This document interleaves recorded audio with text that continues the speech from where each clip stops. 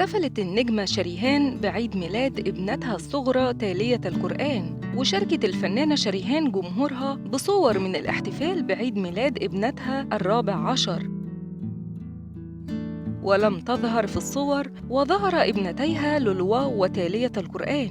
وكتبت شريهان على الصور بحبك، ونشرت صورة لابنتها وكتبت لها: تزيديني فخراً بك كل يوم، لقد كانت أجمل رحلة شاهدتك فيها تكبرين لتصبحي تلك الشابة التي أنت هي عليه اليوم. أحبك يا قلبي وروحي. الفنانة شريهان غير معتادة على نشر صور لابنتيها، لكنها في أي احتفال بأعياد ميلادهما تحب مشاركة جمهورها بلحظات خاصة. الجدير بالذكر إن الفنانة شريهان تزوجت في بداية مشوارها الفني، وقد أنجبت ابنتين وهما لولوا وتالية القرآن. وقد تزوجت الفنانة شريهان من رجل الأعمال علاء الخواجة، وهو متزوج أيضاً من الفنانة الكبيرة إسعاد يونس. عادت الفنانة شريهان لجمهورها بعد غياب حوالي 20 عام بمسرحية كوكو شانيل التي عرضت عبر منصة شاهد VIP عام 2021.